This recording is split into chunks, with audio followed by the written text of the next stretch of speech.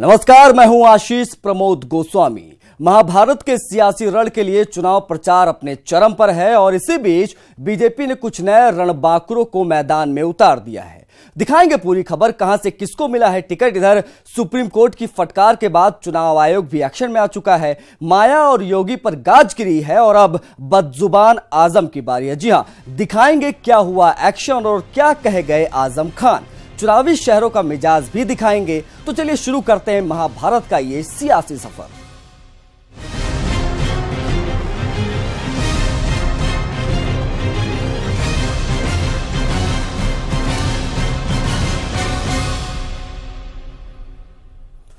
तो चलिए शुरुआत एक बड़ी खबर के साथ करते हैं। बीजेपी ने अपनी एक और सूची जारी की है प्रत्याशियों की। गोरखपुर से बीजेपी ने रवि किशन को अपना प्रत्याशी घोषित किया है, यानी भोजपुरी के जाने माने स्टार। संत कबीर नगर से प्रवीण निषाद को बीजेपी ने अपना प्रत्याशी घोषित किया, जो काफी चौंकाने वाला है। देवरिया से रमापति राम त्रिपाठी को बीजेपी ने अपना प्रत्याशी घोषित किया है।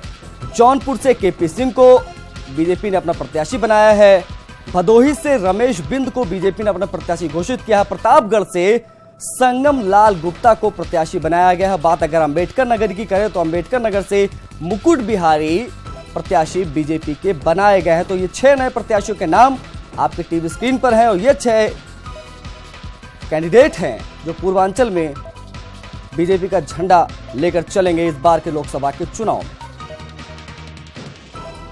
तो अंबेडकर नगर से मुकुट बिहारी को टिकट मिला है। संत कबीर नगर से प्रवीण निषाद को, जो पिछली बार गोरखपुर से चुनाव लड़े थे, उपचुनाव में जीत दर्ज की थी। देवरिया से रमापति राम त्रिपाठी को टिकट मिला है। शरद त्रिपाठी के पिता हैं। आपको बता दें कि जो संत कबीर नगर में जूता कांड को लेकर जो चर्चा में थे उनके पिता हैं। और भदोही से रमेश बिंद को बड़ा नाम जो निकलकर सामने आया है। गोरखपुर ये जो हॉट सीट है, जो हाई प्रोफाइल सीट है, जिसको लेकर लगातार चर्चा थी, इस सीट पर इस बार रवि किशन पर दांव खेला है भारतीय जनता पार्टी ने।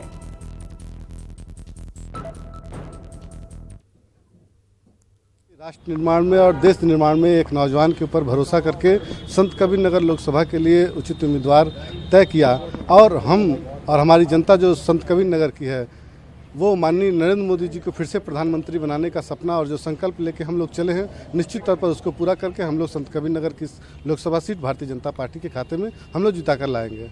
लेकिन आप गोरखपुर से चुनाव लड़े थे, आप पूरा भारतीय जनता पार्टी के खिलाफ चुनाव लड़े थे, अच्छे मार्जिन से जीत करके आए थे। आपको लग रहा है गोरखपुर छोड़ करके जाना संत कबीर नगर से कितना आपके लिए उचित रहेगा, या आपको लग रहा है कि गोरखपुर कुछ मिस करेंगे आपकी? नहीं, गोरखपुर का एक इतिहास अलग था। संत कबीर नगर में फिर से एक इतिहास बनाना है। और पिछली बार 2017 में भी भारतीय जनता पार्टी ने 5 विधानसभा जीती थी और निश्चित तौर पर हम लोग 2019 में भी फिर से भारतीय जनता पार्टी की सीट को जिताकर हम लोग फिर से माननीय नरेंद्र मोदी जी के हाथों को मजबूत करेंगे और भारतीय जनता पार्टी की सरकार बनाएंगे। जैसी प्रेशर सीट को छोड़ के आप गए? छोड़े नहीं है, अब राष्ट्रीय नेतृत्व के ऊपर है। हमको कहीं भी जहां भी हम लोगों ने कहा था कि जहां भी प्रवीण निषाद की जरूरत महसूस होती है वहां पे हमको भेजें और राष्ट्रीय नेतृत्व ने हमको जहां उचित समझा वहां पे हमको भेजा।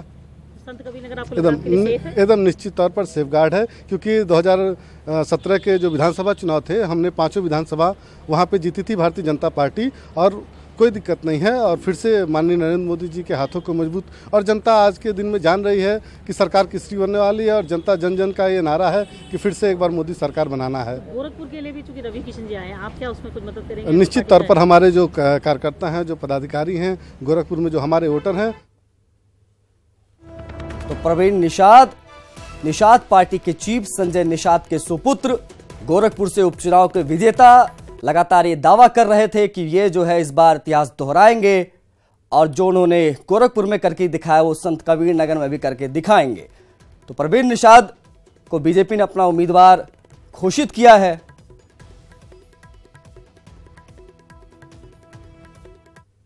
गठबंधन की संयुक्त रैली पर संकट छा गया। जी हां, आगरा में संयुक्त रैली पर संकट के बादल मंडरा रहे हैं।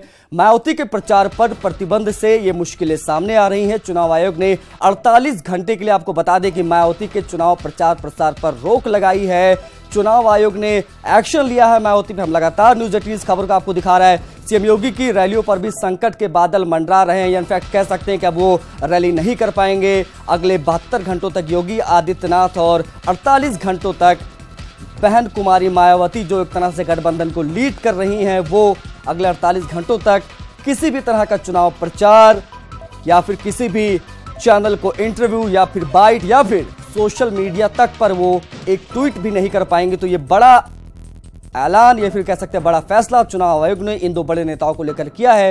तो इनकी संयुक्त रैलियों पर बादल मंडरा रहे हैं मुश्किलात के। इलेक्शन कमीशन के प्रतिबंध से सीएम योगी की रैलियों पर भी संकट है। आपको बता दें कि आने वाली 18 अप्रैल को चुनाव होने हैं दूसरे चरण के, जो कि काफी अहम सीटें हैं। नगीना और अलीगढ़ की जैसी सीटें यहां पर आएंगी।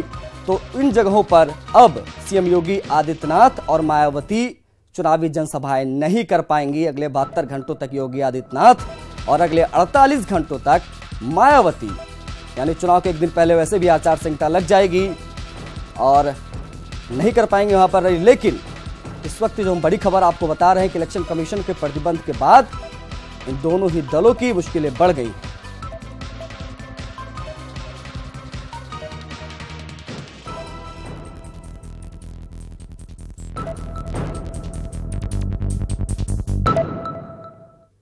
तो आखिरकार चुनाव आयोग का डंडा चला है और कुछ विवादित बयानबाजों को उनके बयानों की सजा मिली है। सुप्रीम कोर्ट ने बसपा सुप्रीमो मायावती और यूपी के सीएम योगी आदित्यनाथ के विवादित बयानों पर संज्ञान लेते हुए उनको चुनाव प्रचार पर उनके रोक लगा दी है। आयोग के इस फैसले के बाद बुधवार सुबह 6 बजे से यानी अगले बसपा 48 घंटों तक मायावती और 72 घंटों तक सीएम योगी चुनाव प्रचार नहीं कर पाएंगे। सवाल यह भी है कि क्या इस लपेटे में सपा नेता आजम खान भी आएंगे।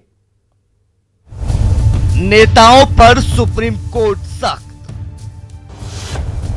इलेक्शन कमीशन को जमकर लगाई फटकार,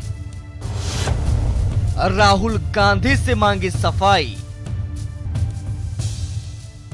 चुनावी रैलियों में चौकीदार चोर है का नारा लगाना कांग्रेस और राहुल गांधी को महंगा पड़ सकता है, क्योंकि सुप्रीम कोर्ट ने सख्त लहजे में राहुल गांधी से इस पूरे मामले में सफाई मांगी है। राहुल ने गलती ये कर दी कि चौकीदार चोर है का नारा तो लगाया, साथ में अपने बयान को बल देने के लिए सुप्रीम कोर्ट का हवाला देते हुए ये भी कह डाला कि सुप्रीम कोर्ट ने भी माना है कि चौकीदार चोर है। लेकिन सुप्रीम कोर्ट ने कहा कि राहुल ने ऐसी बात कही जो हमने कही ही नहीं थी। अब राहुल गांधी को अगले सोमवार तक वक्त दिया गया है कि इस मामले में वो अपनी सफाई दें। सुप्रीम कोर्ट ने क्लैरिफाई किया कि ऐसा बयान सुप्रीम कोर्ट के नाम पर जो राहुल गांधी ने इस्तेमाल किया है वो सुप्रीम कोर्ट ने कभी कहा ही नहीं। ये क्लैरिफाई कर दिया और बोला कि जो भी स्टेटमेंट सुप्रीम कोर्ट के नाम पर दिए गए हैं वो सुप्रीम कोर्ट ने नहीं कहे हैं और इसके बाद सोमवार तक राहुल गांधी एक्सप्लेन करें कि उन्होंने ये बयान सुप्रीम कोर्ट के नाम पर क्यों दी। मुश्किलें मायावती और योगी आदित्यनाथ की भी बढ़ चुकी हैं। सुप्रीम कोर्ट के लताड़ के चंद घंटों बाद एक्शन में आए चुनाव आयोग ने मायावती की रैलियों पर 48 घंटे और योगी आदित्यनाथ की रैलियों पर 72 घंटों तक के लिए रोक लगा दी है। बहन मायावती हमारी इस प्रदेश की करीब 3 बार मुख्यमंत्री पहले रह चुकी हैं। वो इस तरह की बातें पब्लिक प्लेटफॉर्म पर करती हैं जो मेरा मानना यह है कि एक इस तरह का समाज में संदेश जाता है कि मेरा मानना है कि बड़ा नेगेटिव और आज की हमारी युवा पीढ़ी को बड़ा ही ठोस पहुंचाने वाला है और गलत दिशा निर्देश देने वाला है। तो ये एक इलेक्शन कमीशन का बड़ा अच्छा रोल रहा है और मैं इस बात की इलेक्शन कमीशन को बधाई देना चाहता हूँ।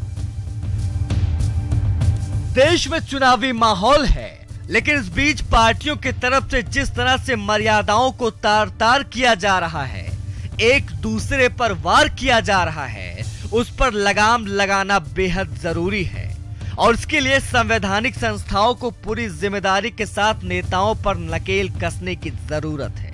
Bureau report, news 18। जयाप्रदा पर बेहद ही अश्लील टिप्पणी करने वाले आजम खान चौतरफा घिर गए हैं। जी हां, कहीं से आजम के गिरफ्तारी की मांग उठ रही है तो कहीं चुनाव आयोग से आजम की बर्खास्तगी की अपील की जा रही है। रिपोर्ट देखिए।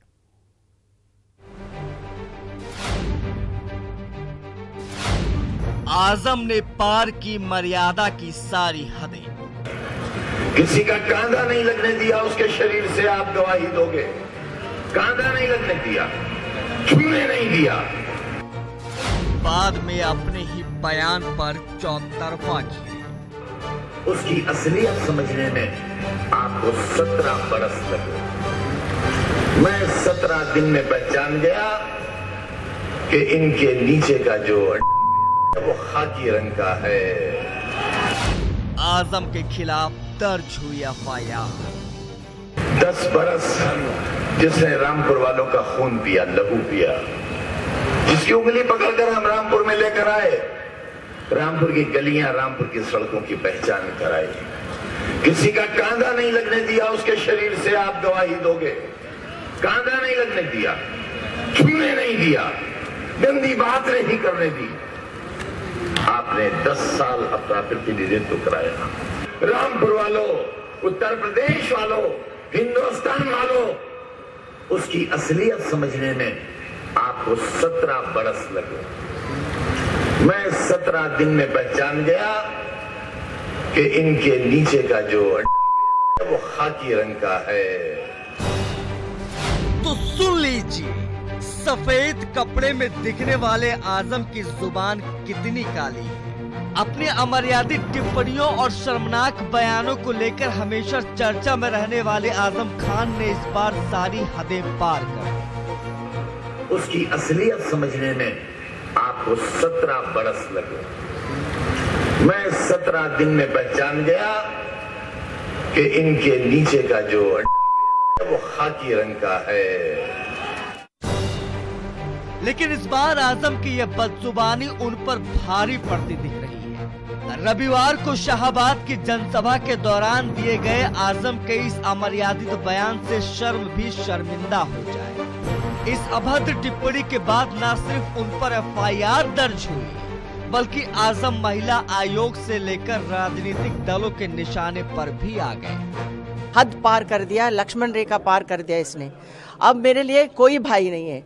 आज मैं भाई मान के उनके लिए सब कुछ मैंने सहने का काम किया था, अब बर्दाश्त खत्म हो गया है और लोग, जनता जो है वो बताएगी।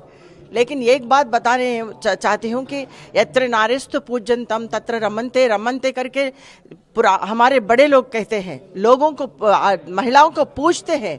लेकिन ये आदमी क्या कर रहा है? इनको चुनाव लड़ने का हक है। मैं चुनाव आयोग से मैं अपील करती हूँ, इनको चुनाव लड़ने का जो योग्यता है वो खत्म हो जाए। और मैं अखिलेश को मैं बोलती हूँ कि ऐसे नेता लोगों को आप चुनाव लड़ रहे हो, ये लानत है, तो इनको पार्टी से निष्कासित करना चाहिए। ऐसे ही लोगों के लिए, जो लोग महिलाओं के प्रति इस प्रकार की अभद्र भाषा का प्रयोग करते हैं, ऐसे लोगों के लिए हम लोगों ने उत्तर प्रदेश में सरकार आने के बाद एंटी रोमो स्क्वाड का गठन किया था और ऐसे ही सौदे किस्म के लोगों को ठीक करने के लिए हम लोगों ने उत्तर प्रदेश पुलिस में 20% महिला आरक्षी भर्ती करने का निर्णय लिया और कार्रवाई हमारी युद्ध स्तर पर चल रही है। लेकिन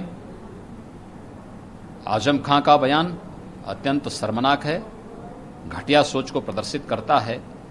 समाजवादी पार्टी के बारे में जो आम जन की धारणा है, उस धारणा का एक और उदाहरण प्रस्तुत करता है आजम खां का बयान। क्योंकि ये 5वीं बार तो राष्ट्रीय महिला आयोग उनको नोटिस कर रहा है और हर बार वो ये कह के छूट जाते हैं कि नहीं मैंने ये नहीं किया था, ये मीडिया ने उसको ट्विस्ट कर दिया। इसीलिए इस बार हम इलेक्शन कमीशन को लिख रहे हैं और इलेक्शन कमीशन में पास्ट फ्यू डेज में ऐसा कई कदम उठाए हैं पॉलिटिकल पार्टीज के अगेंस्ट जो लगता है कि दे मीन देयर बिजनेस। और मैं उनसे रिक्वेस्ट करूंगी कि इस बार ये डिबार करने के बाद बाकी लोगों को भी एक सीख होगी इसके लिए कि वो इस तरह के स्टेटमेंट ना दे महिलाओं के अगेंस्ट। जाहिर तौर पर आजम का ये बयान उनकी घटिया मानसिकता को दर्शाता है। जरूरत है कि चुनाव आयोग ऐसे नेताओं पर सख्त से सख्त कार्रवाई कर एक एग्जाम्पल सेट करे, ताकि फिर कभी कोई नेता किसी महिला पर ऐसा शर्मनाक बयान देने की सोच भी ना सके। Bureau report, news 18। तो आजम खान के बदजुबानी को लेकर तमाम पार्टियां उन्हें घेरने में जुटी हैं, लेकिन सपा अध्यक्ष अखिलेश यादव के अलग ही कहने हैं। उन्होंने कहा है कि अखिलेश यादव ने जो बयान दिया उसकी हम बात कर रहे हैं। आजम ने सीधे तौर पर कहा है कि चुनावी मंच से जो कुछ भी बोला गया आजम खान के द्वारा, वो किसी और के लिए बोला गया। अभी आदरणीय आजम खान साहब थे, याद कीजिए मंच पर, उन्होंने कहा कि कुछ लोग आरएसएस के कपड़े पहन के रहते हैं। उन्होंने किसी और के बारे में कहा था, हम समाजवादी लोग हैं, कभी हम महिलाओं के प्रति और बेटियों के प्रति कभी भी कोई भाषा का इस्तेमाल नहीं कर सकते, कभी नहीं कर सकते हम समाजवादी लोग। लेकिन पता नहीं इससे बचे रहना, इससे भी कभी कभी ये भी पलट जाता। तो अखिलेश यादव आजम खान के बयान पर उनका बचाव करते नजर आ रहे थे। खैर बढ़ते आगे। सूबे के कैबिनेट मंत्री ओम प्रकाश राजभर यूपी के 25 लोकसभा सीटों पर इंडिपेंडेंट चुनाव लड़ेंगे। जी हां, बलिया के रसड़ा तहसील में अपने आवास पर पार्टी पदाधिकारियों के साथ बैठक कर उन्होंने फैसला लिया है। इस दौरान उन्होंने कहा है कि हमारा विरोध किसी पार्टी से नहीं बल्कि नीतियों से है। प्रत्याशियों की सूची तय करूंगा और कल से पर्चा खरीदना शुरू करूंगा।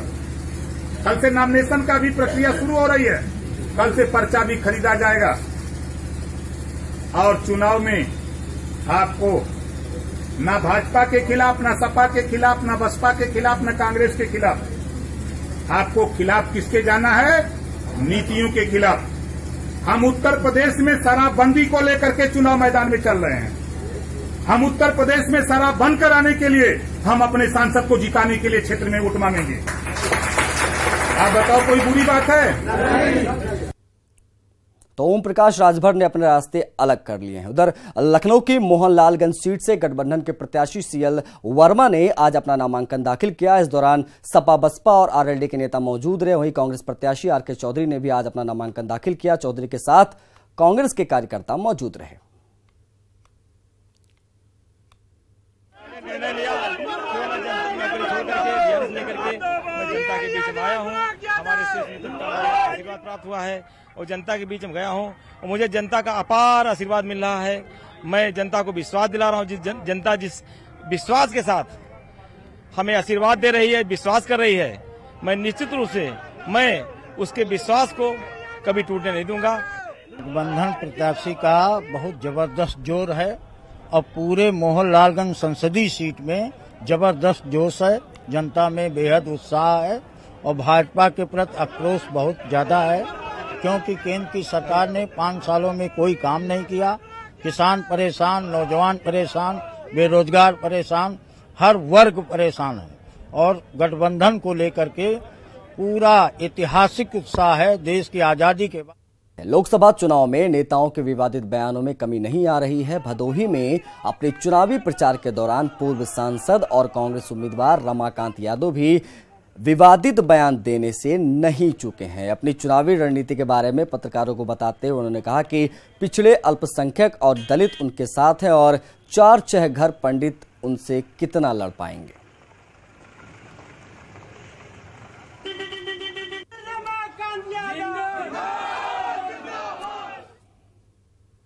इसी के साथ ही मुझे दीजिए इजाजत। नमस्कार।